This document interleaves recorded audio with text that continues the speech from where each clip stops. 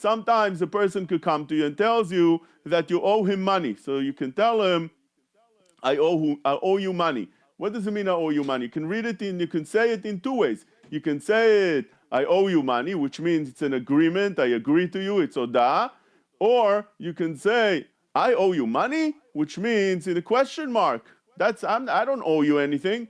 So over here, the Ta'amim comes to give us a little bit understanding, or much understanding, what the Pasuk means. And that is something more elevated and more spiritual of Pia Kabbalah, because it's less expressive, it's not written, it's not something, it's less physical, it's something more spiritual, it's even more spiritual than the Nikud itself, and each one is a level higher than the other. First the Otiyot, then the Nikud, and the Te'amim is higher than that. But on top of that, you have the highest of all is the Ktarim, which means those Tagim that we talked about and spoke about a minute ago, and that is the Tagim on top of the letters. And the reason it's more spiritual, because that doesn't come to express anything.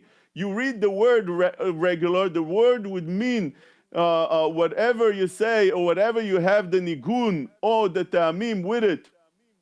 The Ktarim on top will not change that. And since they wouldn't change that, the Ktarim themselves why do we need them for? And that is the question that Moshe Rabbeinu asked HaKadosh Baruch Hu. When he saw HaKadosh Baruch Hu that he's putting Tarim on top of those words, he came to Hashem Yitbarach and asked him, Mi me'akev al yadcha? There's no need for that. I understand, says Moshe Rabbeinu, that for you, HaKadosh Baruch Hu, this might mean a lot. It's some kind of very, very elevated spiritual thing over here. It's very, very thin understanding what that could add. But the world doesn't understand what it means. You give the Torah, whether it has that or it doesn't have that, it doesn't make any difference to any person in Bet Midrash or in Shul sitting down and learning Torah Kedosha. That's not going to change for him the meaning of the Torah. So HaKadosh Baruch Hu replied to him, that is true. But there is somebody that does understand it, and that is Rabbi Akiva. Because something like that is not connected to this world. The Tagim themselves don't connect to this world because they don't talk to us, they don't say anything to us. We see the Tagim, and besides the fact that it looks nice, nothing more than that. It doesn't say to us anything. But there's somebody that's out of this world, that understands more than just what this world is coming to tell us, and the messages that the Torah just comes to say, just with the word and the nekudot and the ta'amim, and that is Rabbi Akiva. Rabbi Akiva is able to understand something much more elevated, and that is why Moshe Rabbeinu got Chalishut Hadat. It's unbelievable, this Rabbi Akiva. And that is when Moshe Rabbeinu asked, Hashem Yitbarach, show me the Sachar of Rabbi Akiva, and he showed him that Rabbi Akiva is actually killed in such a way. So Moshe Rabbeinu asked him, Zot Torah v'zot schara? Hashem Yitbarach answered him, Shtok kach ala b'machshava. What does he mean to say by that? Shtok kach ala b'machshava means if you keep quiet, you can understand things much, much higher. This is how the Maharal MiPrague explains. When a person doesn't talk, his mind works much more than this regular understanding when he talks. And those are the words of the Maharal. The Maharal MiPrague says in Derech Chaim, that's Perush on the Mishnayot, Perek Aleph, Mishnah Yud Zayin, he says that Yesh Gimel Dvarim Be'adam. This is how he writes in Perek Bet. Yesh Gimel Dvarim Be'adam. There's three things in a person. A person has nefesh just like any other Baal Chaim, just like animals, just like anything alive has. He has a nefesh. But the nefesh of a person is more elevated than the nefesh of an animal, because yesh bo nefesh medaberet. The nefesh of a person is able to talk as well, which is something more elevated than the animal, because a person can express himself.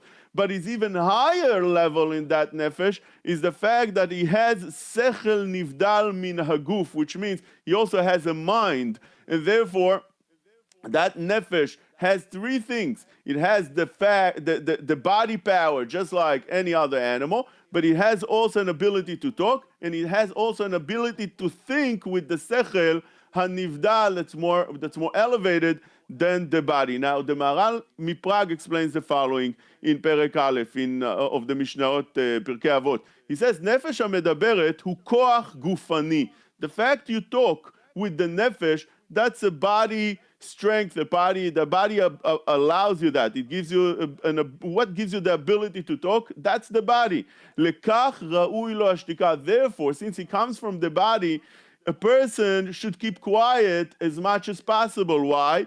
כי כאשר הוא פועל בכוח הדיבור, מבטל כוח השכלי. When a person talks, he can't think. You can't think as well when you talk rather than a person just stops talking and uses his mind completely. לכך ישתוק ופועל בכוח השכלי. When a person keeps quiet, he's able to get much higher levels, much further with the mind. ויש לדעת כי השכל והגוף הם שני הפכים, says the מהר"ל. The mind and the body are two opposites. לפיכך אמר, therefore the Chazal tell us, אין לגוף טוב אלא שתיקה.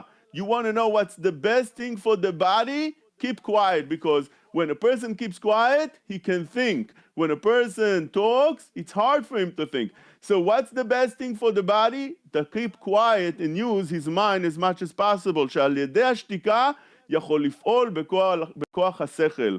וכן, it says also, כל המרבה דברים מביא חטא. When a person talks a lot, מרבה דברים. דברים means דיבור, talk. What happens to him? מביא חטא. חטא is like מחטיא את המטרה. He loses, he misses the target. That's called חטא. חטא doesn't mean only a person sins, but rather when a person sins also, the idea is that he lost the target. He's מחטיא את המטרה.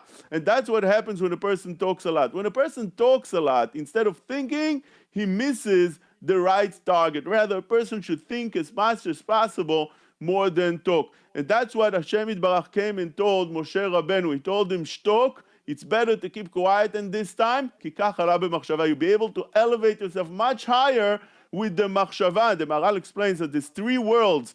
There's a world that's more lower, that's called the world Olam HaMaaseh, Olam HaDibur, and Olam HaMachshava. If you want to go to the highest level of all, where Rabbi Akiva was able to reach with understanding the Tagim that are very, very spiritual and very, very hard to understand what they mean. They mean something very, very elevated that you can only understand if you use the Olam HaMachshava. And this is what the Takim comes to represent. The more it's expressive, the more it's shayach to this world. And therefore, when we have the letters, that's more shayach to this world. Less than that are the nikud. Even less than that is the ta'amim, which only changes the physics of the words. But the highest of all are those tagim that HaKadosh Baruch Hu put on top of those letters, which comes to express something very, very elevated. And the only way to get to that, Hashem Yitbarach says, is shtok, keep quiet, כי כך עלה במחשבה. And this is what a person should do when he sees such a tragedy as Rabbi Akiva's body being skinned by the combs, by metal combs. A person to that should come. What we would do is try to make all kind of gatherings and try to understand what we do wrong and why this happens. And some would say this and some would say that. Where Kadosh Baruch Hu says, when such a things happen, you have to keep quiet and use your mind to see what, if possible, where the truth is that one should understand that it's not even possible to understand lo machshevotai machshevotechem. When HaKadosh Baruch Hu does something in this world, it's something that usually we can't understand. We don't understand at all the ways of Hashem Yitbarach. The story of the Ramban, that one of his students was dying and he told him that your days are few, and I just asked from you a request. When you go to Shamayim, I'll give you 2 letters. One letter would allow you to go all the way in front of HaKadosh Baruch Hu. All the gates would open for you. All the guards by the gates will see that letters and they'll open for you the door. But when you get to Hashem Yitbarach, I'll give you a second letter with questions you should ask Hashem, all kind of things that I don't understand that happened in this world.